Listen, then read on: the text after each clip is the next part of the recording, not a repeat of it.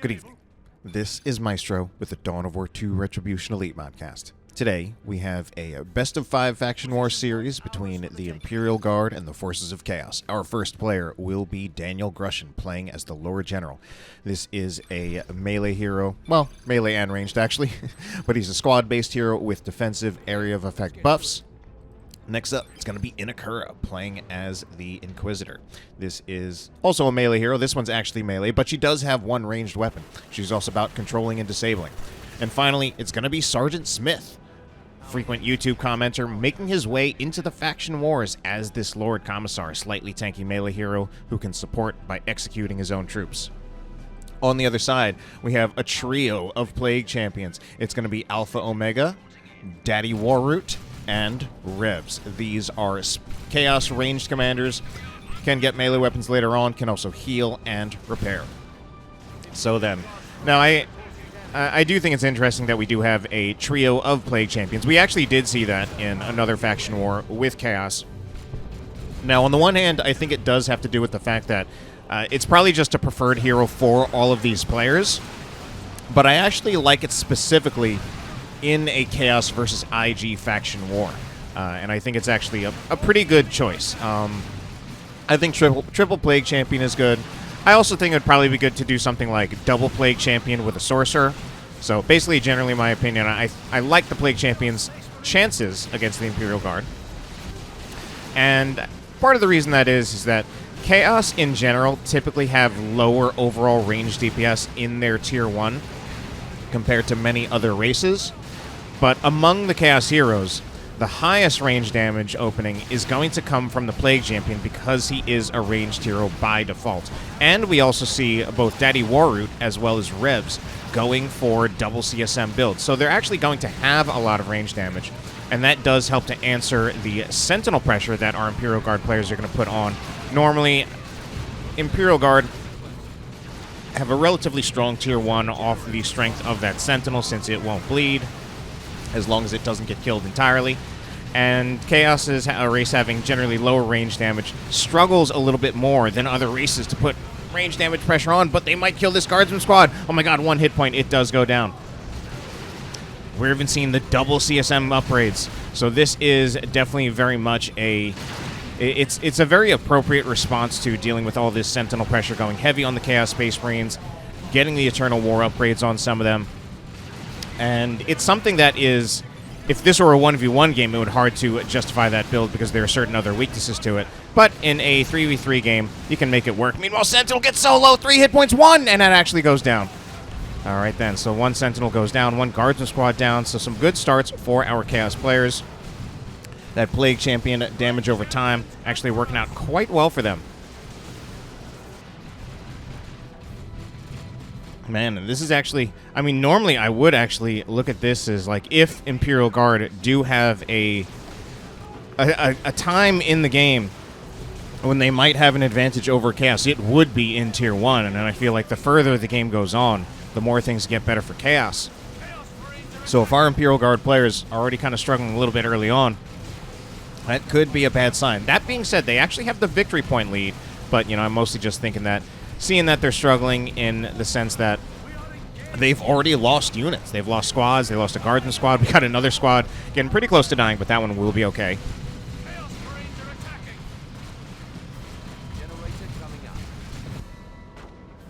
So we even have our Chaos players pushing into the Imperial Guard natural. They do briefly decap it, but it will be retaken by the Imperial Guard. Now, of course, another thing that we're seeing in this matchup is that we see some grenade launcher heretics, Alpha Omega actually going with the double grenade launcher heretics, while Daddy Warooth and Revs still actually keeping melee for the moment. And typically it can, oh no, these Chaos Space Marines, they have just absolutely been lost track of. They cannot be in melee with Catachan Devil, so I'm not entirely sure what happened there, and that was Revs losing his Chaos Space Marine squad. Oh man, Chaos Heretics even getting down 2 4 models. Revs saying, wait, guess he didn't know. Yeah, he lost track of that one. And Chaos Space Marines definitely cannot be in melee with Catachan Devils. I mean, Catachan Devils, typically an anti-melee unit. Of course, they've got those shotguns. They do have their explosive shot to knock units back, as we see just demonstrated right there. But once you actually, another time, Chaos Space Marines just duking it out in melee. The thing is, these Catachan Devils do 20 power melee DPS per model, and that's on a 6-model squad. That is no joke.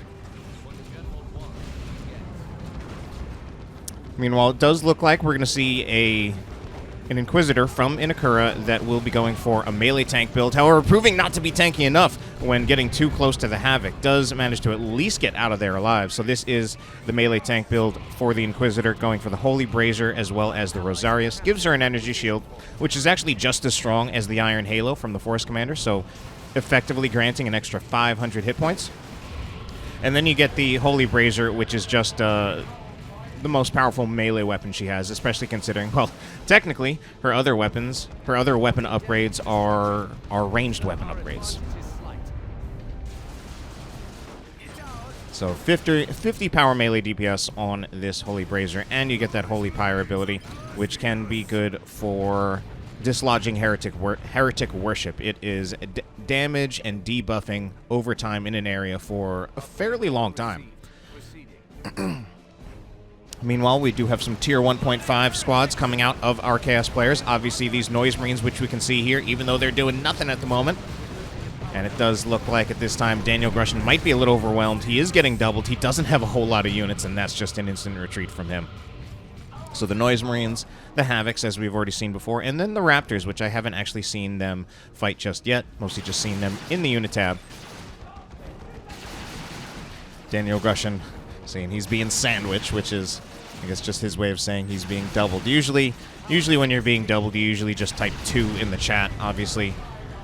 Dawn of War 2 is a game where I'm not sure if players have really done a great job of adopting voice communication, even though we now have a dedicated Discord for Dawn of War 2. But, I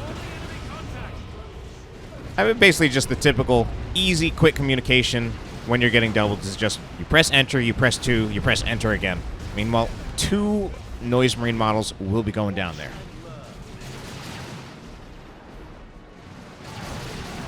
All right, then we are going to have some Chaos Space Marines trying to get in cover and be supported by Heretic Worship. They will be knocked out of that cover with the Old Reliable coming from the Catachan Devils. Inquisitor going in here pretty far. She is past the firing arc. She retreats. I mean, I guess she didn't have too much health yet left, but I think ideally she wanted to see if she can tie up the Chaos Havoc. I guess probably just worried about the possibility of losing her entirely or getting incapacitated technically. Does look like this is going to be a successful push for Chaos, and we're also seeing some weapon upgrades out of our Plague Champions. We do have nothing on Alpha Omega, but Daddy Warooth going to rock the Bile Spewer as well as the Mucus Discharge. So Bile Spewer, since it does area of effect damage, can be pretty good against Guardsmen. And that Mucus Discharge obviously just giving you a lot of on-the-field sustainability, which I think is also another very important consideration for why we would see several Plague Champions against the Imperial Guard. Typically, in a lot of matchups, Imperial Guard are going to have the sustain advantage in Tier 1. Oh no! Guardsman Squad going to go down, though, for DanielGrushin. What's happening? Sustain advantage for Tier 1 for the Imperial Guard on the basis of the Sentinel repairs. So, we're losing a victory point out there. Looks like Havocs were taken down, but Chaos trying to even that out somewhat by having the... Oh no, what is that? No. Alright, I think they might actually be lucky to get... No, they might not. The Sentinel might be able to pursue. 5 hit points, but doesn't go after it. Oh yeah, we had kind of an interception here by our Chaos players. Head-to-head fight, but okay, we do have Breath of Nurgle coming in, but at the same time, we now have Plasma Guardsmen, and that changes things quite a bit. Plasma Guardsmen, you just switch out 3 models from having las guns, which have a penalty against heavy armor, to the plasma guns, which have a bonus against it. Meanwhile, this is a big suppression jump from the Raptors, suppressing 3 squads. Catachan Devils are forcing melee since they aren't the ones being targeted. We actually have Touch of Nurgle on the Raptors. You see that occasionally, but not often. The Raptors might even die anyway. No, I think they've got enough out that they get out of there alive, but they still lost 2 of their models. Inquisitor trying to do her best to tie things up and tank, but unsupported. Although this is a tanky build for her, it's still not quite as tanky as a more dedicated tanky melee hero. Meanwhile, that Plague Champion might be in cover, but there's just way too much damage up against him. Seeing some upgrades out of this Lord General, he does have the Sergeant Retinue member, and that's why periodically we are seeing certain squads from DanielGrushin will just suddenly pop a heal, because you can give them a health pack with that Sergeant Retinue member. I believe that was an Inspire on the Guardsmen, so they can't retreat at the moment, which is why we have the Chimera nearby to both reinforce them as well as give them that safety net of being able to get inside the Chimera. So this means we've got Bionic Eye for the Lord Commissar. It does make that Inspire a little bit better than without it, of course, because it's the whole purpose of an upgrade. But of course, the big drawback to ever executing one of your squads with the Commissary is that they can't retreat for a period of time. So having a Chimera is one of the safety nets to mitigating the risk of not being able to retreat. Meanwhile, Catachan Devils in melee with these heretics. And these heretics, meanwhile, actually in a lot of trouble. Heretics might go down. 31 hit points. If there's an Old Reliable, yes. Old Reliable actually being reliable and not so unreliable. Meanwhile, on this side, we are going to see a Dreadnought coming out of Alpha Omega, shooting that autocannon. That Dreadnought doing some respectable range damage since it has both the autocannon, which is kind of anti-all, and then it does have a hull-mounted bolter. And does certainly put a little bit more threat on this Chimera. Now, as long as we are in a faction war against the Imperial Guard, I don't think it would be unreasonable to see Mark of Tzeentch Chaos Dreadnoughts. These days, Mark of Tzeentch Dreadnoughts, not terribly common, but I think the overwhelming amount of damage that could put on a Chimera would be pretty threatening. Oh man, double Plague Marines moving in though, but they don't target the Chimera. Man, if they had both hit the Chimera and then the Chaos Dreadnought had followed up, I think that would have been a chance for the Chimera to go down, especially if either of those Plague Marine squads could have gotten off a second shot. Meanwhile, Dreadnought is now kind of overextended. The Sentinel is also moving a little bit too far forward, too. I mean, I know it's trying to get an angle to shoot at the Dreadnought, which is around this line of sight blocker, but I think it can find those angles without getting so close. Guardsman squad, meanwhile, pretty low on hit points. Could use Summary Execution, though, and then just reinforce from the Chimera. But doesn't look like we'll choose it at this time. All right, nice push by our Chaos players, taking the contested victory point. And they actually don't move into the natural when I feel they could have. Of course, there is also this IED waiting here. Waiting in the loving to just bring some of those Chaos Space Marines into their loving hands. Could be detonated. Yeah, it wasn't a great detonation, and I kind of knew that, because it wasn't, like, right on them. It was very much on the periphery of the squad. However, those Sentinel missile launchers, or rather those Sentinel missiles, because, it's not like they're throwing the launchers. Those Sentinel missiles hitting pretty much right on the mark. Plague Marine squad still taking some shots at the Sentinel, but the Lord Commissar will tie them up, and we are going to see our first Leman Russ out on the field. Now, I want to clarify some things, some recent comments, not even in chat, but some things in Discord. So obviously we've got our Leman Russ automatically upgrading to the Vanquisher. Now, with the Leman Russ, you have 3 weapons. You've got the default battle cannon, you've got the Vanquisher, you've got the Executioner. Now, the default battle cannon does the least amount of damage, obviously. It actually does only about half as much DPS as either of the weapon upgrades on the Leman Russ. But it has some versatility because the default battle cannon does have Splash. The Vanquisher is actually accurate against infantry because Explosive is accurate against infantry, but it has no Splash. So you definitely give up some of the anti-infantry capabilities of the Leman Russ by going for the Vanquisher, but not all of them. So, and especially if we're talking about squads that have a few models but have high health, like, say, the Chaos Space Marines, the Vanquisher could actually still do quite well. But against the squishier squads, such as, say, Heretics, the default battle cannon would actually be better. That being said, in the long run, the Vanquisher probably is the safest overall upgrade for the Vanquisher because it has the longest range, so you can keep the Leman Russ, or the best overall upgrade for the Leman Russ, so you can keep the Leman Russ safe by keeping it at a longer range, and at some point you will have to deal with vehicles, especially in a 3v3 game, and the Vanquisher is definitely the best for dealing with vehicles. Now, let's move back onto this game. Going to be some kind of call in here. I believe these are some Chaos Terminators, but the Stormtrooper's going to see if... No, that's not Terminators. That is actually just going to be a Noxious Cloud, and they don't stay around long enough to finish the Chaos Space Marine squads because they don't want to risk getting wiped themselves.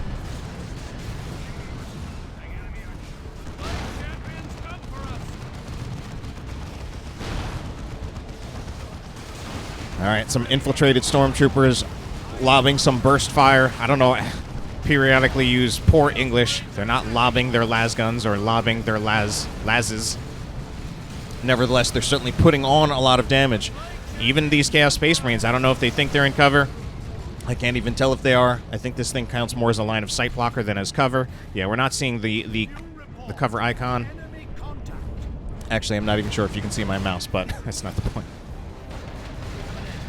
All right, then. Lord Commissar still in here being such a boss. The Lord Commissar is often a boss. Lord Commissar still only with the Bionic Eye upgrade. Haven't seen too much of that aside from the very first time, but there are certainly chances are that I've just missed it. And, you know, in spite of what I was saying before, we actually see... Okay, no, we do see the Dreadnought 4 Alpha Omega has upgraded to the Mark of Tzeentch, giving it that missile launcher, even though I haven't taken a look at it just yet. So many other interesting things going on, and not actually a whole lot going on over here.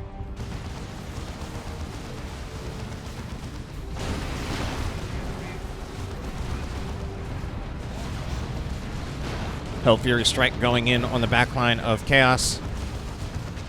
And these are some Kashrkins getting really close here. Not quite sure what they're looking for. Certainly taking some damage from the Chaos Dreadnought. Chaos Dreadnought is level 2.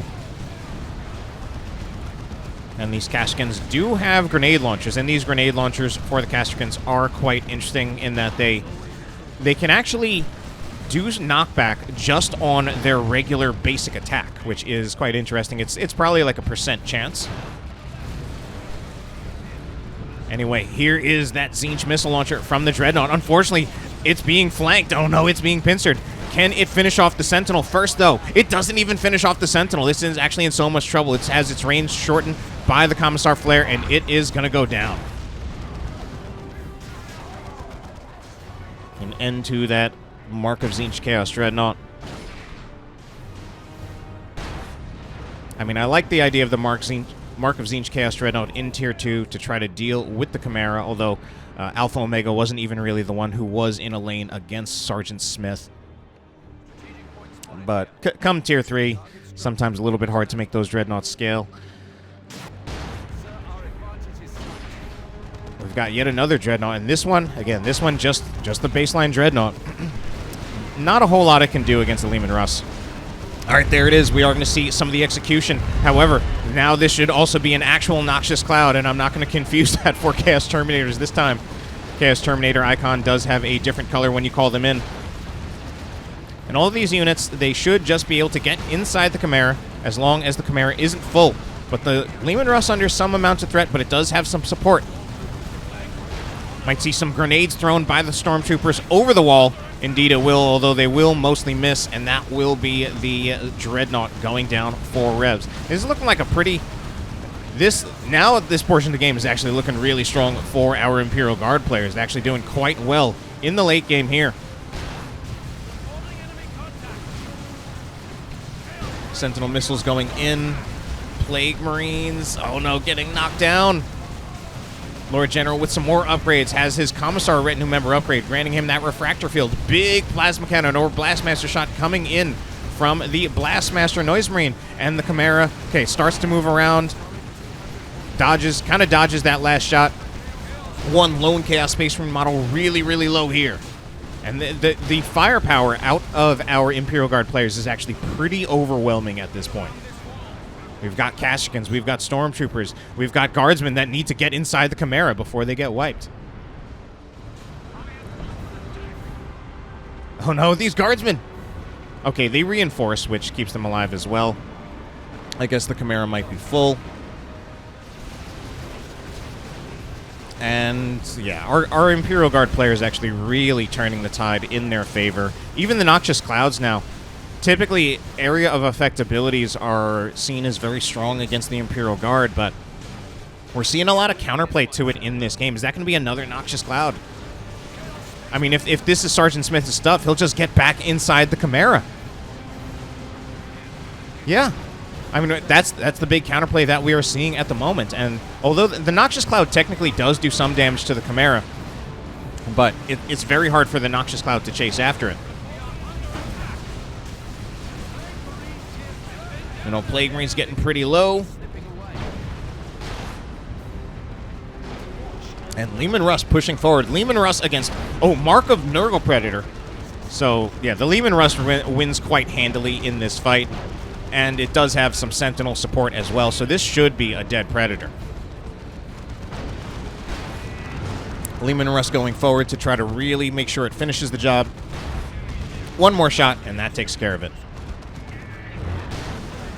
Raptor's going to jump in, but they're jumping right into Catachan Devils. That's not a good fight for them, and they'll just be overwhelmed by the massive amount of range damage that is here. Oh, they even get wiped. All right. This is very, very much looking like Imperial Guard taking game one. Would honestly be very, very surprised if this goes in the other direction. They're just Chaos losing more and more units. Don't have many victory points left. We even have this Leman Russ pushing in further. And that's an unmarked Predator. Unmarked Predator. It can absolutely, yeah, I mean, that's going to be a rocket run in the base. Should be the end of the Heretics. Yes, it is. Oh, it's the end. It's the end of the Chaos Space Marines too. Okay, that's it. If this game wasn't already won for the Imperial Guard a minute ago, it is now. And this Leman Russ can actually just go forward and finish the Chaos Predator if it really wanted to. Land Raider Phobos is out for Daddy Warooth, but it's definitely too little, too late. Triple cap for our Chaos players, and it doesn't look like our Imperial Guard player is going to be able to get out here and retake the victory points. Nevertheless, Land Raider Phobos gonna move forward. Plenty. I mean, the Leman Russ is already not the Leman Russ. The Land Raider Phobos is already down to about almost half of its health. Now actually half. Okay, Imperial Abyss trying to make a play with this, but the Land Raider Phobos. I'm mixing it up with the Leman Russ. It's gone already. We actually have an Executioner Leman Russ. Executioner Leman Russ, great for anti-infantry, but you actually even lower the range compared to the starting battle cannon. 44 for the starting battle cannon, 38 for the Executioner. So that will be game number one, going in favor of our Imperial Guard players.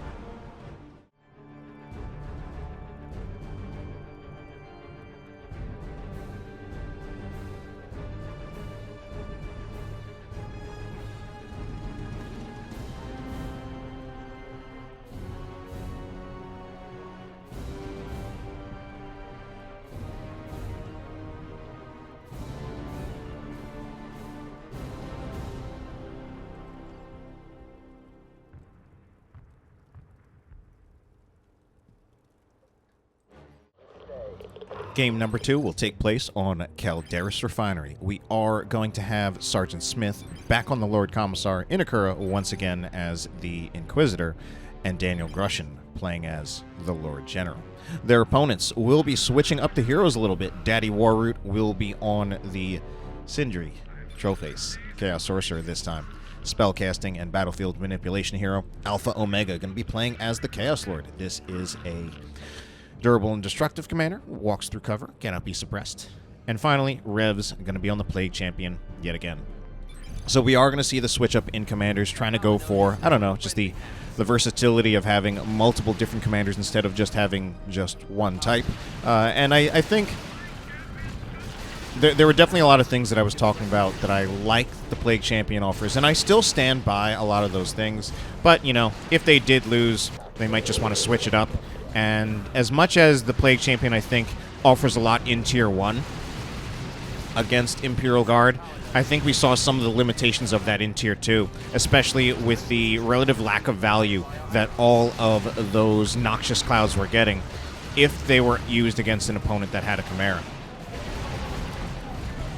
So if we do have this setup where we've got one of each type of Chaos Commander, we don't have as much range damage coming out in the early game for our Chaos players. This means they aren't going to have as much pressure on the Sentinel as they had last game. So the question is kind of what do they have in return? Certainly for the Sorcerer coming from Daddy Warooth, he's going to have area of effect spells earlier on in the game, and area of effect spells that I think, obviously as just being a cooldown-based ability on the Sorcerer, not quite as big of a commitment as the Noxious Clouds that we saw from the Plague Champions last game, and you can use it a lot more frequently. And in one sense, I do think that could be nice. The Chaos Lord's value early on, though, is definitely not going to be realized just yet. He's early on in the game, he's not offering anything in terms of area of effect damage, and his range damage also isn't quite as strong. Oh, Inekura! Oh, Inekura! Inekura already has double Sentinel and is now producing a third. Meanwhile, DanielGrushin's going to lose his only one. Inekura just trying to make enough Sentinels for all of his players, even if they lose them.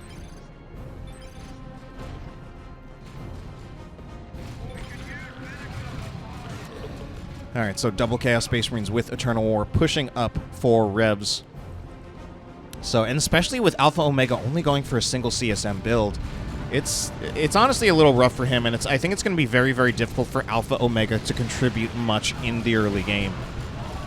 With no Combi Flamer, his range damage is just not that strong. Trying to get into melee, he's just going to get kited and focus fired a lot without achieving too much. And he doesn't have much of an army either. So at the moment, he is going to be relying on Revs and Daddy Warooth to try to carry him a bit. We'll see if that works out. Chaos Space Marines, unfortunately, moving out of cover at the point where they might lose a model pretty soon, trying to get into cover, but the Chaos Heretics kind of taking it away from them. Heretics shooting in those grenades, killing a few guards and models. Oh no, all right. Heretics do manage to get into the infiltration. The triple Sentinels, even his own teammate can't believe it, but it's pretty oppressive, which means at some point we would eventually want to see a repair bunker from Inekura to justify this, because he only has one guardsman squad to support it with repairs. So the Chaos Lord actually did go for the Combi Flamer, so now he actually will have range damage that's kind of on par with the Plague Champion, but we still see him getting focused down a lot. He's trying to upgrade to the Harness of Rage, but he doesn't get it in time for this engagement. He might even go down, but it looks like they're not really focusing on him. Meanwhile, what are being focused on are those Chaos Space Marines from Daddy Warooth, and they will be going down. Meanwhile, on this side, we're having some Chaos Marine attacks as one Guardsman squad is getting pretty low, and it looks like the pressure here from Revs is forcing Sgt Smith back into his base. He's against double Eternal War Chaos Space Marines.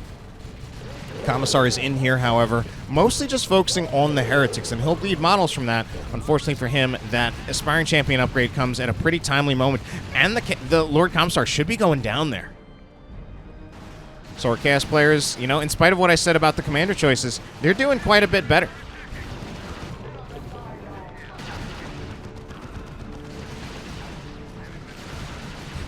Well, maybe I got to be careful about speaking too soon, as we do have... I mean, we got a double cap for our Chaos players, but it's still early in the game, and our Imperial Guard players definitely have much bigger armies than them at the moment. Inekura will be the first one to start going to Tier 2. I mean, he's gone with an army where he has actually spent... He has actually spent 0 power entirely. Had to cycle through all of those Sentinels to check to see if they had stomps, which none of them do. And the thing is, when you have 3 Sentinels, you actually don't even really need the stomp, because if a melee unit tries to approach, you just move back and you just keep shooting. Alright, so Imperial Guard players moving back out. Triple Sentinel is very, very oppressive, though.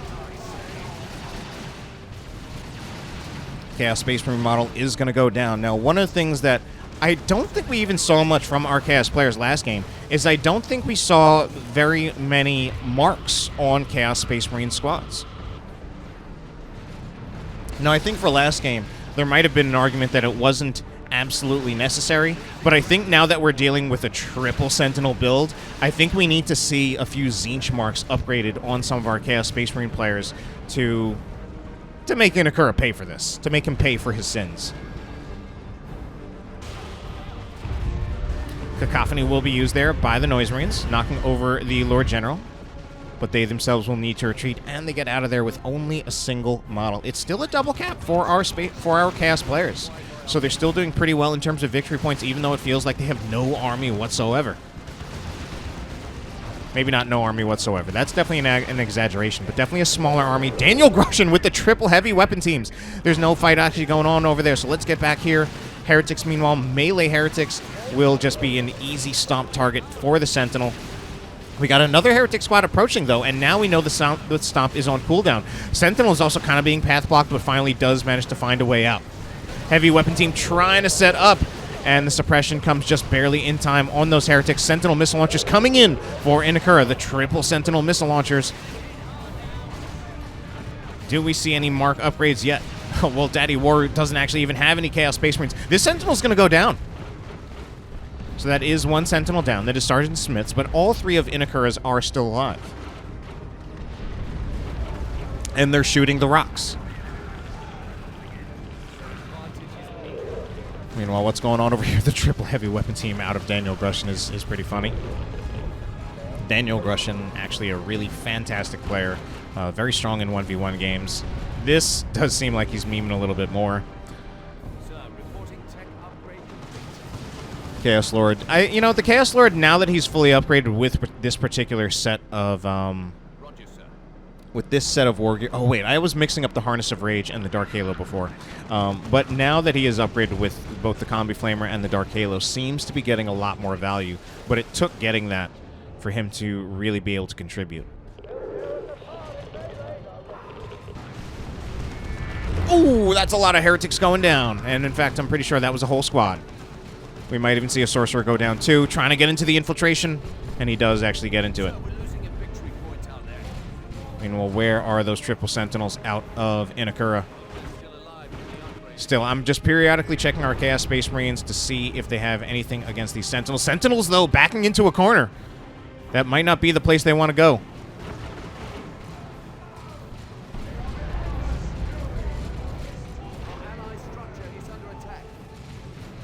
They're back into a corner.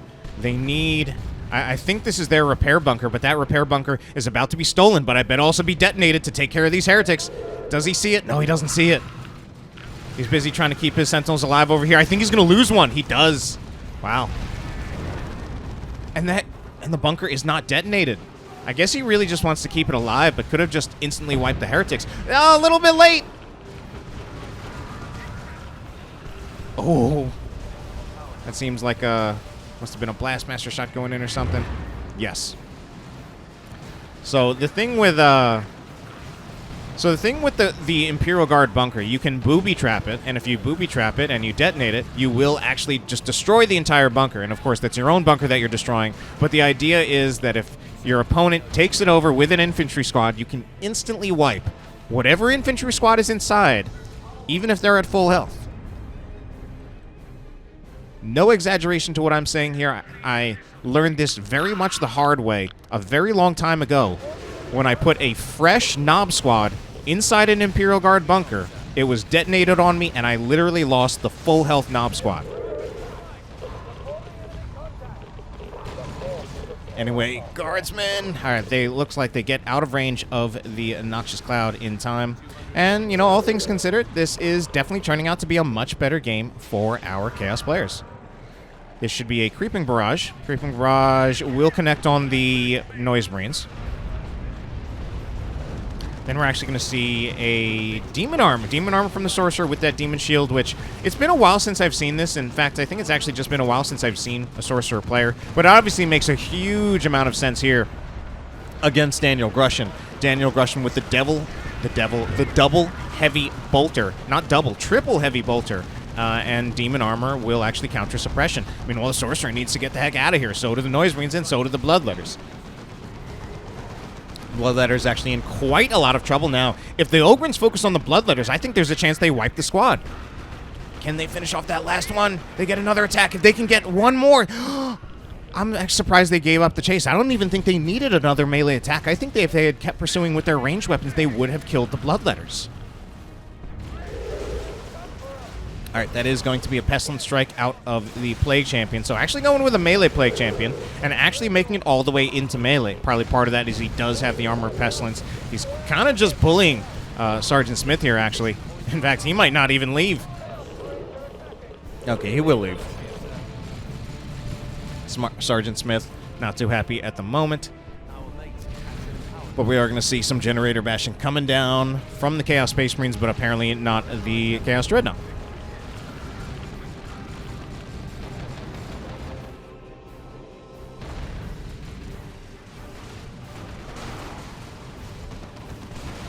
Meanwhile, the Noise Marines getting into a little bit of trouble. They will get out of there alive. The Ogryn's still in here. Ogryn's, wow. Ogryn's from the Lord General of DanielGrushin. He's upgrading to the Sergeant. I think the idea behind that is he wants to be able to distribute a med pack to this Ogryn squad. I was going to say, typically when you get Ogryns, you often want some kind of support ability from your commander to empower them. I mean, especially... Oh, these Ogryns, they've already lost a model. They used a med pack there, but unfortunately they lost another model. Sorcerer's staying around here as long as he can, but he also will inevitably go down. Yeah, that's the end of that Sorcerer. Okay, so that is the Vox Operator retinue member upgrade from the Lord General. You can call in reinforcements, which is particularly works well with Ogryns. All right. Let's see what our Commissar Lord or our Lord Commissar is beset by. Looks like there might have been a judgment coming, yeah, from the Inquisitor. A little bit off camera. Plague Champion, actually, he just being so crazy right here. Gets a special attack. Knocks them over like into some barrels or something and triggers a detonation. You know, seems like we've got things going down here. Daddy Warooth's actually really struggling on this side of the map, though, so we kind of have... I think part of what we see happening is that right now... This side of the map is going heavily in favor of Chaos, but this side is going heavily in favor of Imperial Guard.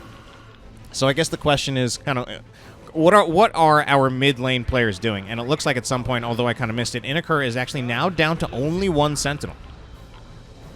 And I think our Imperial Guard players managed to make that happen. They managed to take care of those Sentinels without even upgrading to a Mark of Tzeentch on any of the Chaos Space Marine squads.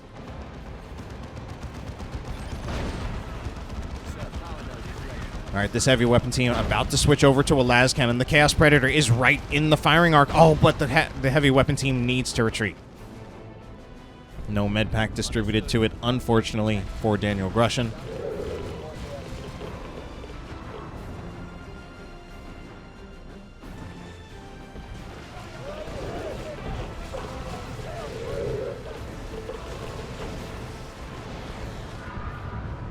Oh, wow. Direct hit by the Blastmaster on the Sentinel. No dodge whatsoever. Meanwhile, Stormtroopers, they've been partially revealed. And they're starting to be shot at. Take some big burst damage from the autocannon of that Predator. They're already down to about 40% of their hit points. Still chasing, but now they retreat.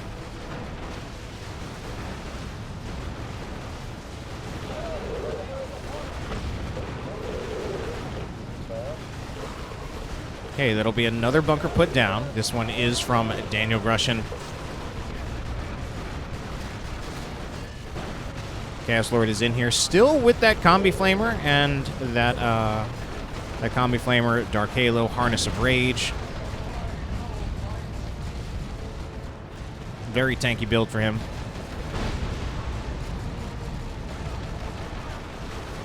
Creeping Barrage is going to knock a few Chaos units forward. So significant victory point lead actually for our Chaos players this time. Ogryn's going down though. Do we have... Oh, I was going to say, do we have a teleport ready for the Ogryns? But it proves not to be necessary, and a heavy weapon team goes down. Oh, and we've got debris flying through the air, or rather just to the side. Inquisitor taking some shots at this Chaos Predator, but soon she'll probably be tied up in melee with the Heretic so that she can no longer do any damage to it. And that will also be the final Sentinel down for Inekura.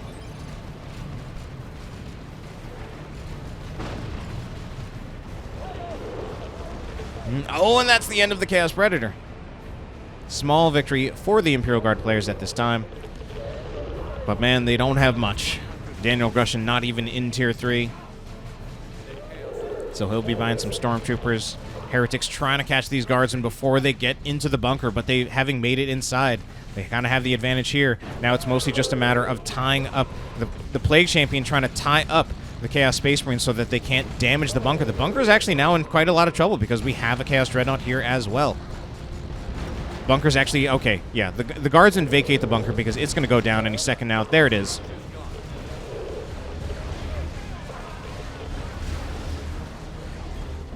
So our Imperial Guard players, Inekura, combined with who else is here? This is Sgt Smith. And what's going on with DanielGrushin on this side? Trying to chase after the Predator from Daddy Warooth.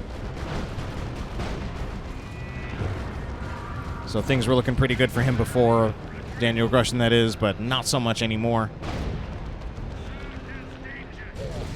Meanwhile, back in the middle, we are going to see the Commissar trying to duke it out against the Plague Champion, but that Plague Champion with that Plague Fist going to do way too much damage against the Commissar head-to-head, especially with no upgraded weapon for the Commissar. Full upgrades for the Inquisitor. Haven't called all of them out, but we've seen a little bit of that Inferno Pistol, Pregatus as well. Liber Heresius just granting extra energy and energy regeneration. Use those abilities more often. DanielGrushin going to be getting Melt-A-Guns. He's got a fully upgraded retinue, I think. No, he doesn't have a fully upgraded retinue. Especially not now. Just lost one. Oh, he lost one of the Stormtrooper retinue member. He's got the Vox Operator as well as the Sergeant, but no Commissar. All right, Imperial Guard players running out of time to do something.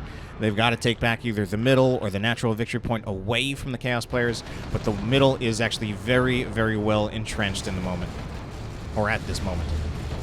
Ooh, Stormtroopers just walking up raw like that. They're just actually just straight up wiped. I think this game is over.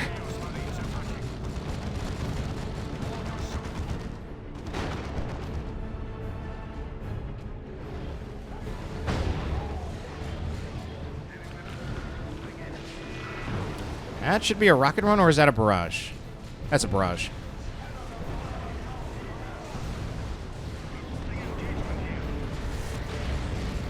All right, Land Raider Phobos. Okay, our Chaos player is actually not completely out of, or rather, our Imperial Guard players not completely out of it just yet, but still holding on by a thread. Victory points evened out at 1-1. Looks like they're pushed out of the middle of it again. They got a brief decap on the Chaos Natural, and our Chaos players being a little bit slow to take it back. Does look like a Predator was taken down, though, for Daddy Warooth. Chaos players moving up to the Imperial Guard Natural, however, kind of just bullying with their superior forces at the moment. Some last-minute heroics for our Imperial Guard players, but I don't think it'll be enough. I think this will probably be Game 2 going in favor to our Chaos players. Yeah, double cap already happening, triple cap actually happening anytime soon now. We've got Cadian Kashikans trying to move in, but they're not even going for the victory point. Now they're going for the victory point, but it's definitely far too late.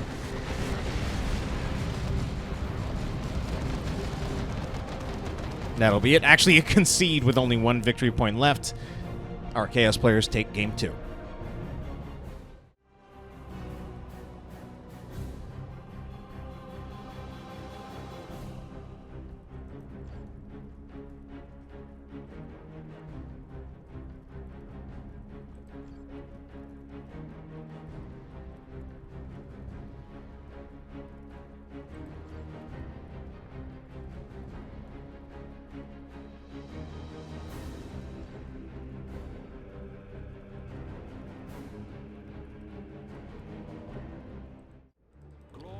Game number 3 will take place on Argus Desert Gate. Our first player, Sgt Smith, going to be staying on that Commissar Lord, but changing his clothing, taking off the hat, and shaving his head. Next up, going to be Inekura, switching over to the Lord General this time, and he's going to put on a helmet in the process, and DanielGrushin also going to be playing as the Lord General. Their opponents, Revs going to be on that Plague Champion, Daddy Warooth will be playing as Sindri, Trollface, Chaos Sorcerer, and Alpha Omega will be playing as the Chaos Lord. So then, our Chaos players actually choosing to stick with the having one of each commander instead of the triple Plague Champion. And I mean, why not? Of course, you know, it worked out for them last game. Going for the versatility of having all three commanders instead of just trying to double and even triple down on the strengths of the Plague Champion. And, you know, there's some things that worked out well. The Chaos Lord, once he did have those upgrades coming in, he actually worked out quite a bit better than I thought he would. Basically the full-on tankiness, well, technically not full-on tankiness, but getting the Harness of Rage and the Dark Halo to be very tanky. And then also the Combi Flamer just as a good ranged weapon against the Imperial Guard. Heretic going into melee, they don't have much health left, but there should be no stomp just yet on this Sentinel. On the top, however, Chaos Lord is getting focused down right here. So yeah, I mean, that's the early struggle of the Chaos Lord. Early in the game, he's really not doing quite enough, and he gets focused down pretty easily. So I have a feeling I would expect the exact same upgrade path for the Chaos Lord in this game. However, it is also possible, sometimes another strong thing for the Chaos Lord is to get the Armor of the Inferno in Tier 2. But you would also have to wait to Tier 2 for that, whereas the other upgrades he can get a little bit earlier on, and that would work out quite well for him earlier on in the game. Meanwhile, it does look like we're going to have a Flamer Guardsman squad. So, I mean, Flamer Guardsmen, one obvious reason was that the Chaos Space Marines were in the garrison, needed to threaten them, and then these Guardsmen can also just push forward and try to punish with a power bash, although there's not a whole lot of power to bash at the moment. So, should be able to finish off that node, no problem. And then ideally at that point, I would say if you got this much of an advantage, go for the cap. Looks like our Imperial Guard player's doing well on this side, too. Oh, no, DanielGrushin going to be pretty brutal here. He's going to put down a multi-laser turret. Multi-laser turret, also a very effective tool for power bashing. You just get a lot of extra range damage on your side against another unit that cannot actually bleed. So there's a lot of sustainability here. Of course, it's a fixed position, so if you do lose the position, you will have to give it up. But typically, if you can make a generator bash happen with it, it's usually worth it. I mean, while multi-laser turret is idling, if it's not in range to shoot the Chaos Space Marines, then it should just be focusing on the node. It needs to be retargeted. Hasn't quite done it just yet. Ooh, we're seeing more of a commitment from our Chaos players. Daddy Warooth trying to come over to help out so that they can dislodge this multi-laser turret.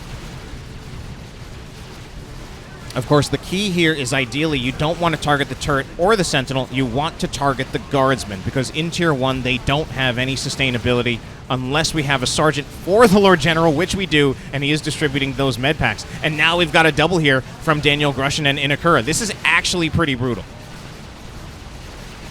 The only thing that's mysterious about it is how little damage has been done on this power node so far, and how little this multi-laser turret hasn't actually been targeting anything. But nevertheless, it works out really, really well for them anyway. And I mean, they're just denying the power for the Chaos team. Now, it does look like on the top side, Sgt Smith has been forced off somewhat by Alpha Omega, and they have managed to put a full farm down on this side of the map, but they still don't own this one. And our Imperial Guard players have both of their own naturals. Looks like an old reliable went in, or maybe it was a grenade barrage. Actually, I kind of missed it. Chaos Lord, though, again, he's going to get focused down so badly here. He's chasing after the Catachan Devils, which, on the one hand, it makes sense in that they do the most range damage. He does get a little bit of kill the weak, but, I mean, there's another Guardsman squad right here. If anything, I don't like this one going that far back. Probably just forgot about them and didn't re-micro them to start chasing again. Now, the thing is, the Chaos Lord does not have kill the weak. He doesn't want to be in melee with the Catachan Devils anymore. They do way too much damage against him. All right, I think the Chaos Lord gets out of there alive, but that was actually a pretty close call. Catachan Devils, a little bit of a close call for them as well. Yeah, those Catachan Devils, they will, if the Chaos Lord does not have Kill the Weak ready, they will rip the Chaos Lord apart. They will absolutely rip him apart. Meanwhile, it does look like the multi-laser turret has been dislodged, and our Chaos players finally regaining control of their power on this side of the map. Or are they? Catachan Devils in here. Okay, they'll be fine. So we do have our Chaos players finally regaining control of their power, but just the amount of time that our Imperial Guard players bought, that might be enough. That might be already a nice big value play for them. Could give them enough of a power advantage to really give them an advantage in Tier 2. Alpha Omega going to look to see what he can do to try to even that out a little bit by seeing what generator bashing he can get done on this side. only a lone squad of guardsmen, not enough to stop the double Chaos Space Marines and the Heretics, one of those Chaos Space Marines being upgraded with Eternal War. We do have a dead power generator. If anything here, I think Alpha Mega's getting distracted just a little bit too much. I think the Chaos Space Marines should have just strictly focused on the generators without letting themselves get distracted by this Guardsman squad, and just let the Heretics deal with the Guardsmen when they try to approach. But it's going to be a moot point at this point. Only one generator taken down is not that strong of a punish from Daddy Warooth. Doesn't even finish this one. That is a bit of a problem. These Catachan Devils, they're already up in here. These Catachan Devils in melee with the Chaos Space Marines. Even if the Catachan Devils don't look like they have much health left, they will actually rip the Chaos Space Marines apart. Again, those Catachan Devils, these are dead Chaos Space Marines. He's forgotten about them. Oh, if anything, the Catachan Devils retreated a little bit early.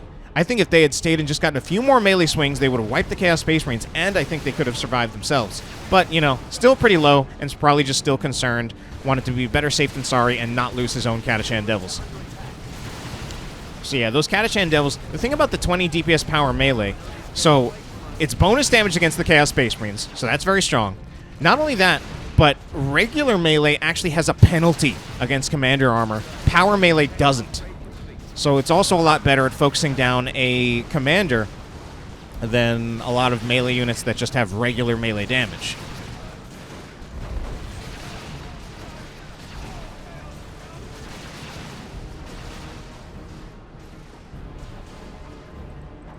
All right.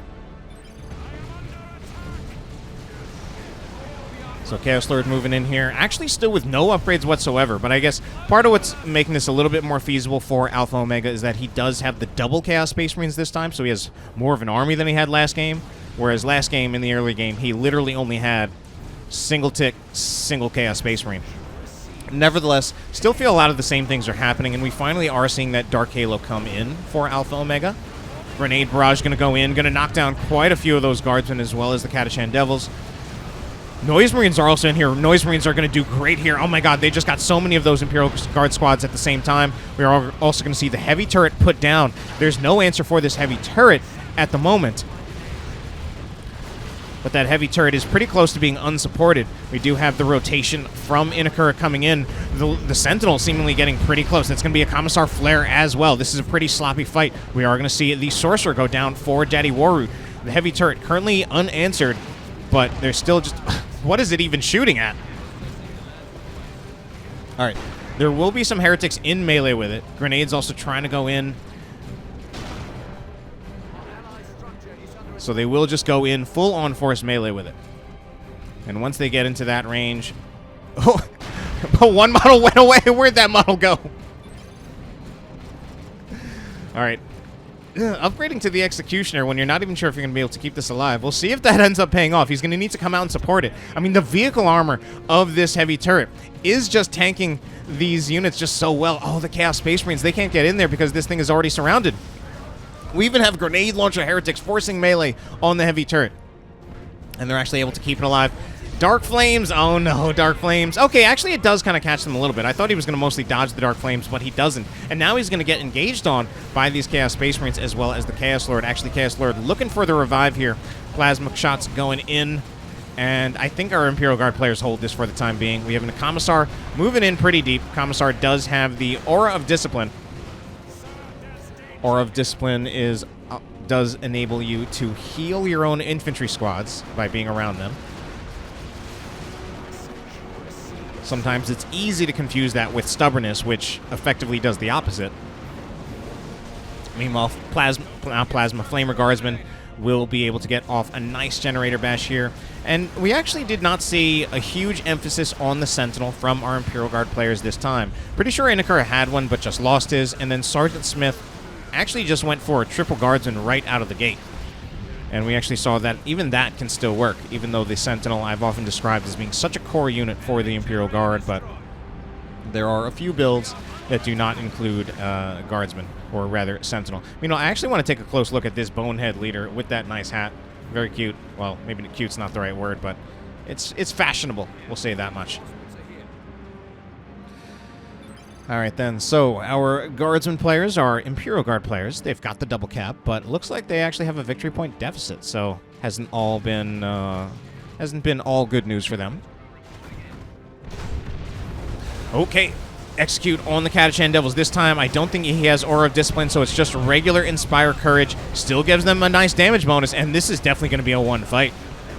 Or at least so far. So far, it's a good fight for the Imperial Guard players. They've killed the Plague Champion, they've forced off a Chaos Space Marine squad, but there's actually still a lot of Chaos here, and coming from here. This is a triple from our Chaos players, but that should also be a Creeping Barrage. Oh, that Creeping Barrage, what a nice Creeping Barrage, not reacted to, not even a retreat, but here's also the disadvantage of not having a Chimera. This time, the Noxious Cloud is getting a huge amount of value from our Chaos players. These Catachan Devils in so much trouble, but I think they will just barely get out of there alive. The Heavy Turret, though, is still a nice answer, but the Heavy Turret is finally taken down.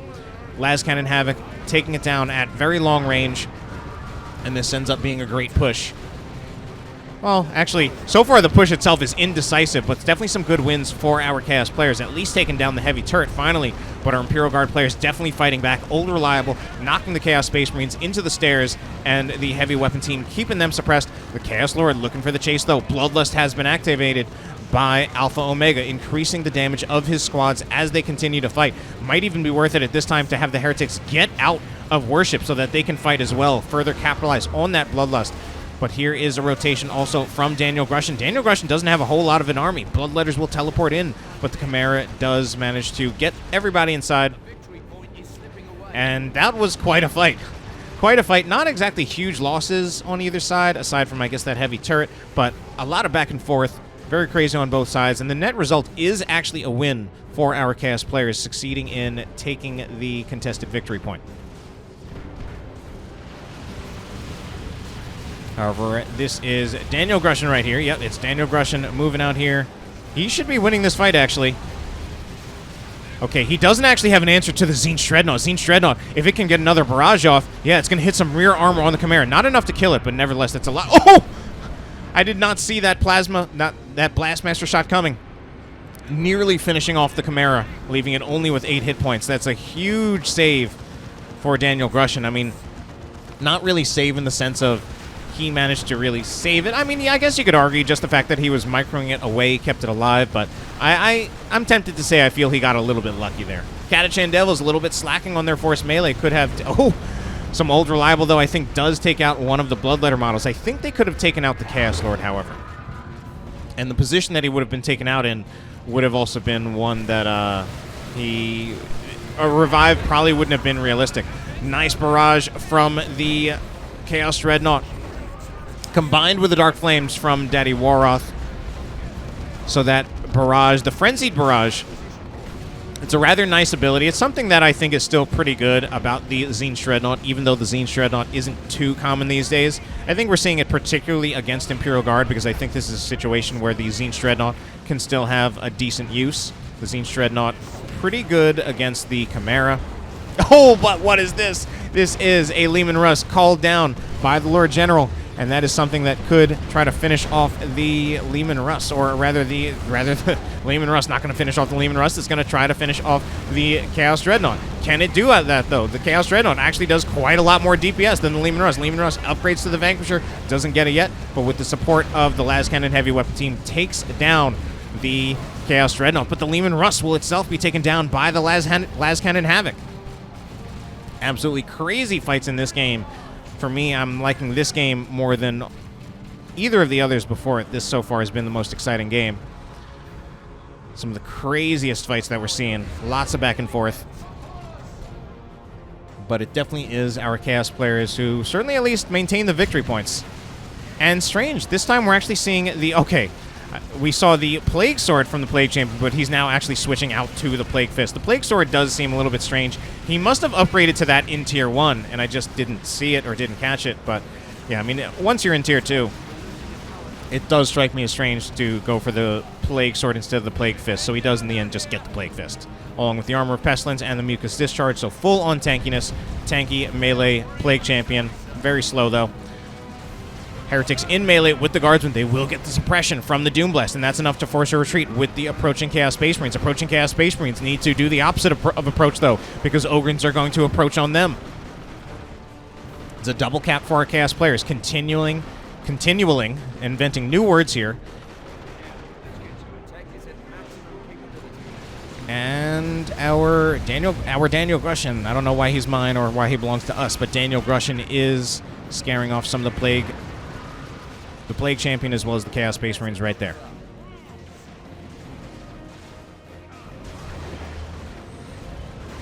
Alright, then we do see these Ogrins in melee with the Bloodletters. Bloodletters will just use their phase shift, so they will become invulnerable for the time being, but of course they can't attack during that time. The Bloodletters still have all 4 of their models, but not for much longer. They lose one right there. Yeah, I'm not entirely sure what the plan was there for the Bloodletters. I mean, yes, you can stall by using phase shift, but ideally you also want to get the Heretic Worship during that time to try to heal them up so that they can continue to fight after phase shift ends. Looks like another Dark Flame's going down, but I don't think it'll be enough to deliver the engagement for Chaos this time. I think we will see the victory points go back in the hands of the Imperial Guard. Meanwhile, this Heretic squad only down to the Aspiring Champion. Oh, the Ogrins in retreat are able to take it down. Ogrins trying to fight against the Chaos Lord, and Chaos Lord now actually has the Lightning Claws. Lightning Claws, of course. Now, the thing about the Lightning Claws is that against Imperial Guard, most of the time it's going to be hard to really get into melee that close enough because you have no range damage when you have the Lightning Claws. And actually, we're seeing that be a struggle for the Chaos Lord. He might even go down here. Force melee from the Catachan should do it.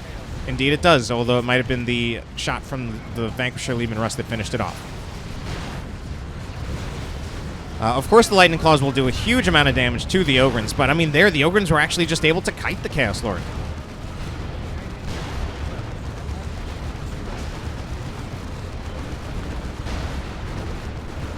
So, continuing to see our Chaos Space Marines be unupgraded. Now, at the moment, I think it's fair because our Chaos players are stuck in Tier 2. But, especially when you're dealing with Ogrins, getting some kind of upgrade on your Chaos Space Marines would make a huge difference.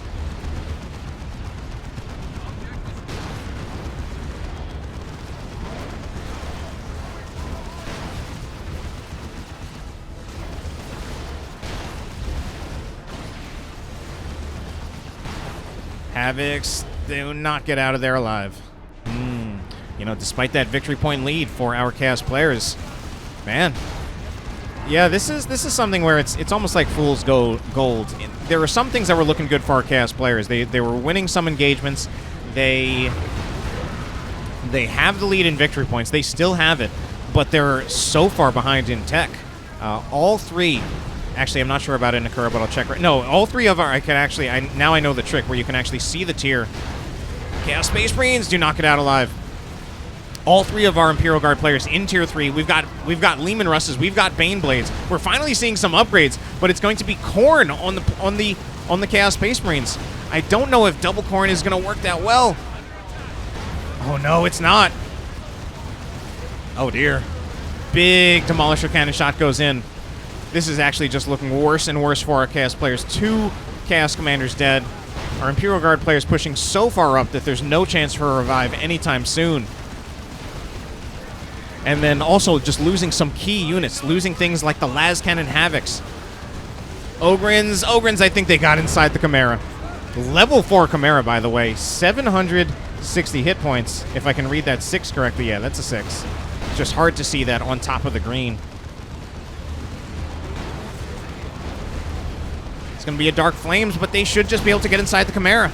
Well, not all of them can get inside the Chimera, but enough of them can to mitigate. Yeah, that Dark Flame's not a huge amount of value. Meanwhile, Manticore Strike's coming in. Oh my god, this is actually brutal. Revs even wanting to call a concede. This is actually so brutal just how much this game turned.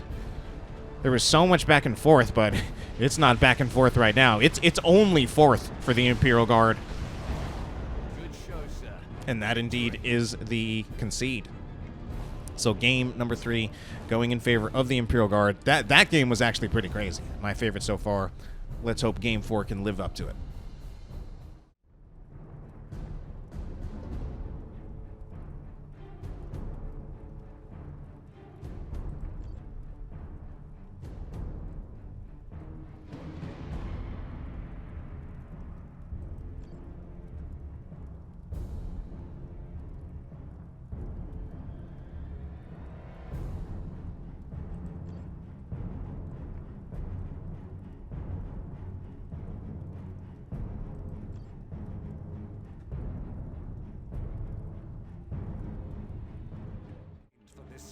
Game number 4 will take place on Judgment of Carrion. Oh my god, what a throwback. When's the last time you've seen this map?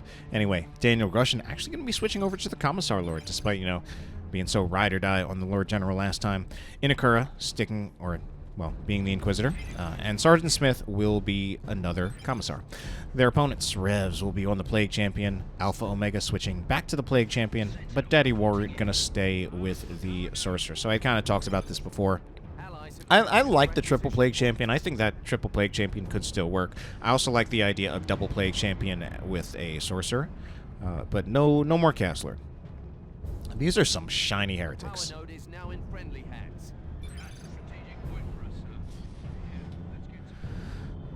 Alright then, not much of a fight going on just yet. Oh, but Heretic's going to walk right into a Sentinel. Sentinel, of course, does not have a stomp this early on, so it actually does take a fair amount of damage from getting in melee with the Heretics for just a little bit of time.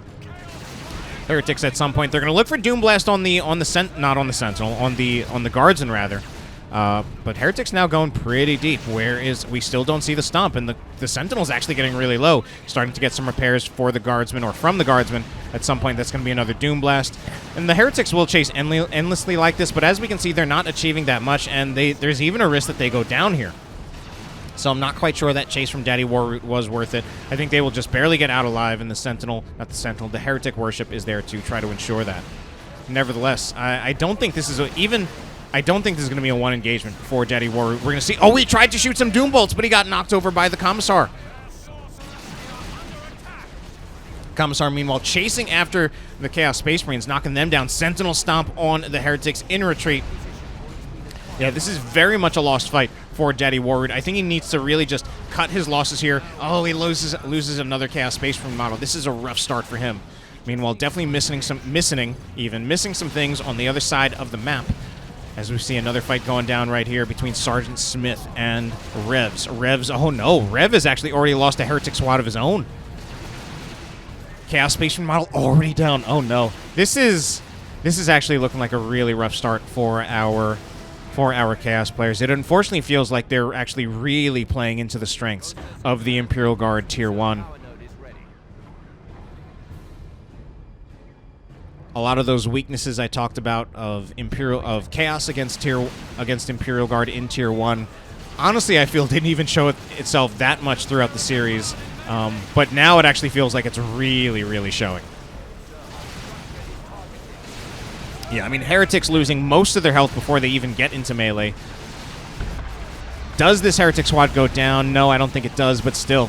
They're still not having great effect, and this Sorcerer is also going to get forced off. Yeah, I mean, this is just full retreats all around from Daddy Warooth. Who is he up against? He is up against DanielGrushin, who is quite a good player.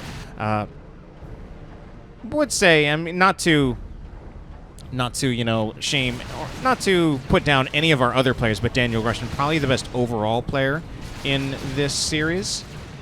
Very, very strong player. But the Sentinel right here is going to be able... the Sentinel I think can more or less tank this.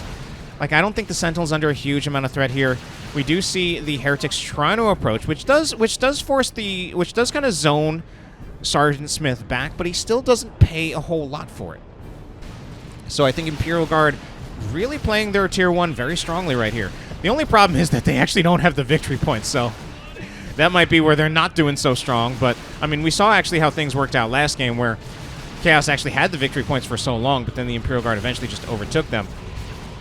All right, Noise Marines need to be focused down at long range. If anything, it's good that the Inquisitor is the one who's drawing the aggro from the Noise Marines so that the Guardsmen don't get hit by the Noise Marines. And the Guardsmen want to try to focus down the Noise Marines as much as they can before the Noise Marines get into melee with them. Or not into melee, into range with them.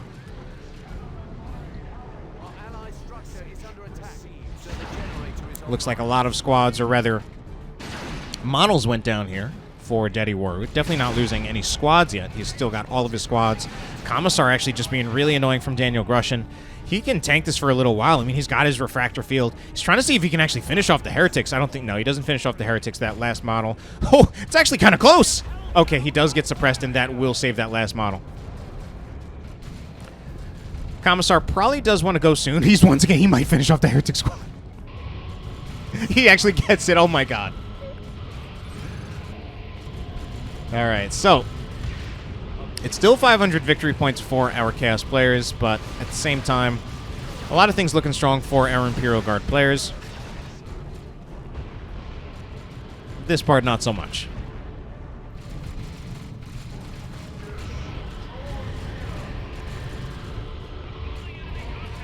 All right, meanwhile on this side. Now, obviously, it's definitely the case that at the moment, Daddy Warooth is struggling a lot against DanielGrushin. DanielGrushin even having a pretty small army. Oh, this Sorcerer might go down. He's getting a special attack. I think he'll be fine, actually. Sentinel Stomp, maybe? No. Oh, no, definitely not with the Noise Marines focusing on the Guardsmen there. So that's actually a generator farm down. So things are actually starting to look better for Chaos. And I wanted to say, so I kind of had the mistaken impression, I guess, that Imperial Guard were winning. I do feel that DanielGrushin is definitely kind of winning against Daddy Warooth. But I mean, of course, the fact is, this isn't really crucial in terms of victory points, since that is where the natural victory point is, and the contested victory points on the contested victory point in the middle. And that has mostly been won. In fact, this is Alpha Omega right here. Alpha Omega has been doing very well against Inekura, not only claiming the contested victory point, but also putting a lot of pressure on the power farm. In fact, he owns the power now.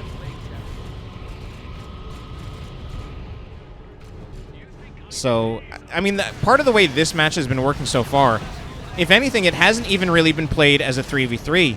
This game is mostly being played as 3 1v1s. Now, the problem with playing the game as 3 1v1s is that then it's just a lot dependent on your mid lane player, who's winning the mid lane. That being said, Alpha Omega actually winning the mid lane so hard that he's going to come over now to finally help out a teammate. He's actually going to go for a flank onto DanielGrushin. He's not even going to get the victory point. I thought he might go for the victory point, just put on more victory point pressure. Okay, that Guardsman squad is in the base.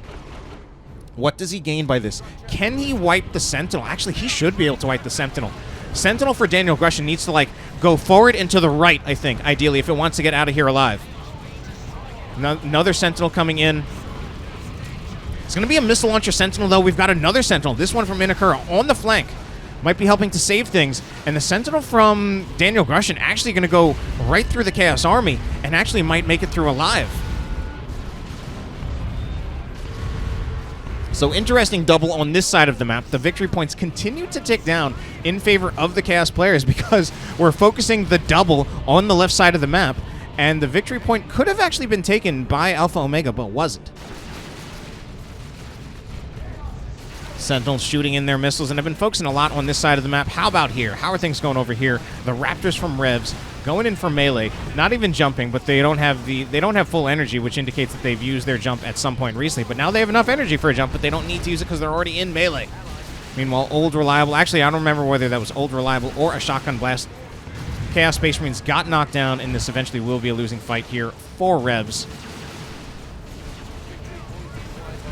It actually does feel kind of crazy to me that I do feel like I'm seeing so many lost fights for our Chaos players, but they've had the lead in the victory points for just about the entire game. And again, a lot of that's mostly just off the strength of Alpha Omega winning the mid lane pretty hard. But since he abandoned the mid lane, that gave Inekura the opportunity. Inekura the opportunity to just walk in and then capture uncontested. But he doesn't even have the natural power for his team. There is at least another natural power over here for our Imperial Guard players, and it does look like our Chaos players might have suffered a little bit of bash on their end as well. So it does look like power is kind of evening out. So suddenly quiet moment. Rev's going to push back out. Does spot the IAD. Does have the detector from the Aspiring Champion on the Heretics. Looks like mostly just building damage at this point. Sorcerer trying to put some pressure on this Sentinel. Pretty minimal.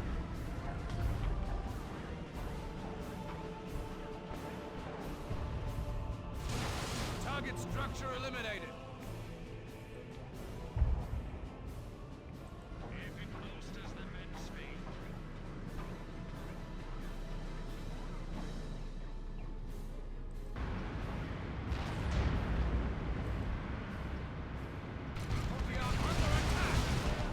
All right, Havoc Squad actually Yeah, Havoc Squad is going to be in trouble there, but the Chimera itself also has to be really careful about that Blastmaster Noise Marine. Blastmaster Noise Marine misfires, doesn't get off another shot.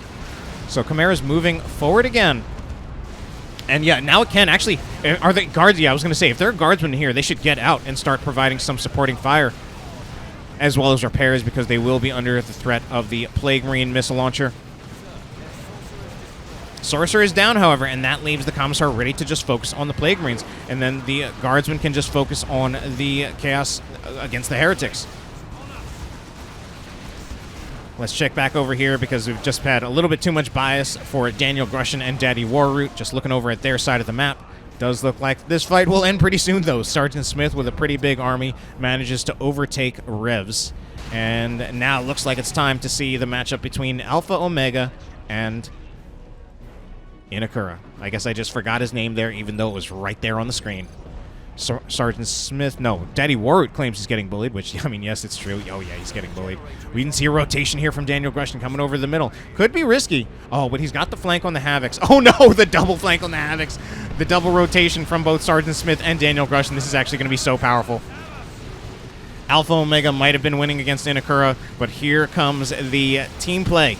The rotations from both Sgt Smith as well as DanielGrushin to support Inekura. So that will scare off all of those units from the middle, except for this lone Chaos Space Marine squad that's trying to finish the cap. And at the moment, there's not enough damage put on them to really threaten it. Catachan Devils infiltrated.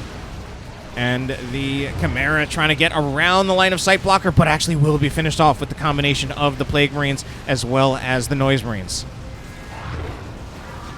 Finally, there is something to knock them down, but a little bit too late to save DanielGrushin's Chimera. Nevertheless, it's still looking pretty strong for our Imperial Guard players now. Ooh, Sentinel, though. All right, Sentinel with the repairs can actually tank the damage from that Chaos Space Marine squad pretty well. If anything, I almost want to see... Oh, no. Sentinel is now not getting any... Oh, my God! Big Blastmaster shot. Now this Sentinel is in a huge amount of trouble, and it's probably dead. There it is. So a few losses for our Imperial Guard players, but overall it now, even despite those losses, I really feel the momentum is really swinging in favor of the Imperial Guard, but this Noxious Cloud might might make a little bit of a difference here. Blastmaster Noise Marine goes down, however, so no more Noise Marines. Actually, I'm not sure if those were Blastmaster Noise Marines, because I might be mixing those up with Daddy Warooth's Noise Marines. Nevertheless, Guardsmen getting pretty low here. They get inside the Chimera. The Catachan Devils, they're going to be okay as well.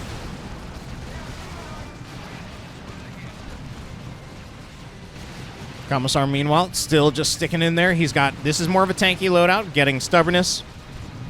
He's got the Xenos Power Claw, so he wants to do a lot of damage. And then Flak Jacket. Ooh, we haven't... I don't think we've actually seen that yet in this series, but that also can actually execute enemy units. Good burst damage and debuffs when it doesn't kill. And that is going to be a dead Commissar. So double cap for our Imperial Guard players. What is the Inquisitor doing? I mean, yes, she does have the Infernal Pistols, so she will do damage to the Chaos Dreadnought, but as we see, the Dreadnought overall winning that fight, and the Inquisitor does need to retreat out of there. A little bit unfortunate because I feel that the Inquisitor had the opportunity to revive the Commissar for DanielGrushin. Sgt Smith, though, saying that he wants to see if he can get a revive. This Baneblade's coming in. Our Chaos player stuck in Tier 2. Even Sgt Smith can't believe the Baneblade, and it's on his team, and Revs in particular can't believe it. Oh no. It is the Baneblade, and with that Baneblade, that should be our Imperial Guard players controlling this contested victory point for quite some time. So what are our Chaos players going to do about that? They're going to need some Las Cannon Havocs. We have an Auto Cannon Havoc, and this one's upgrading to a Las Cannon. Yeah, I mean, if they're stuck in Tier 2, they need Las Cannon Havocs. Plague Marines will not be enough against the Baneblade. Does look like we might see an attempted back cap by the Sorcerer. That's all I can imagine what he's doing right here. Actually has the Icon of Tzeentch. I haven't seen this much lately. One of the things that has happened in my absence from Dawn of War 2 is that the Icon of Tzeentch was nerfed. Icon of Tzeentch makes it so that a squad that has been targeted by the Curse of Tzeentch will... models will explode when they die, doing knockback. And it causes a lot of chaos. Dreadnought down. It was also particularly effective on retreat and was nerfed so that it no longer works against a unit that is in retreat. So we'll see if that gets any value. You might not see it too much. Manticore Strike's coming in, though, knocking over the Havocs. That's going to make life so hard for our Chaos players. I mean, they need Havocs right now just to really realistically threaten the Baneblade. But they're going to be in so much trouble from those Manticore Strikes or anything else. That's going to be a big Pregatus going out on the Chaos. Okay, we do actually have triple setup teams firing on the Baneblade. Two Las Cannons, one heavy weapon, one Havoc. Sorry, oh man, third try. One autocannon. But that should be... No, that's a flare! The flare, so those setup teams are not doing anything. And the Baneblade will be getting out okay. Oh man, if we also put a repair bunker down here, that would be so rough for our Chaos players to deal with. Meanwhile, Commissar from Sgt Smith is all the way up in the front. He'll scare off one of those Havocs. We see an Execute on the Havocs as well. Debuffing, instantly killing one of the models. Double Commissar on the Havoc. Oh my god, are they going to get the kill? They might get the kill on the Havoc. They do! Like, it's just not getting any easier for our Chaos players at this time. Daddy Warooth saying he lost almost everything. And, I mean, I hate to say this, but I think this is... I would honestly say this is probably a game. I think it's incredibly difficult for our Chaos players to come back from this. I mean, they're losing too much. They can't get into Tier 3. They're using Havocs just because that's like all they have to realistically threaten this Baneblade, but it's proving not to be enough. And they're just also being countered so easily. Big Manticore Strikes also going in, hitting a bunch of Chaos Space Marine models. Squad down for Revs as well. This is getting to be pretty brutal. Oh my god.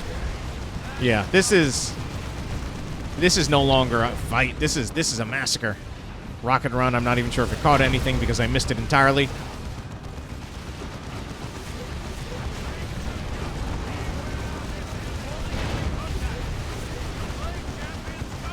The second Baneblade, oh my god. The second Baneblade. This is 100% over now. And they're just kind of playing it to completion.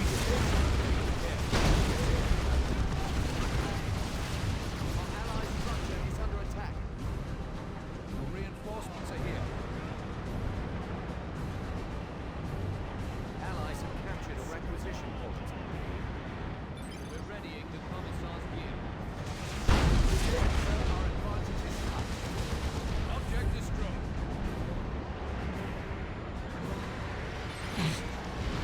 Now we're just BM Manticore striking, but that is it.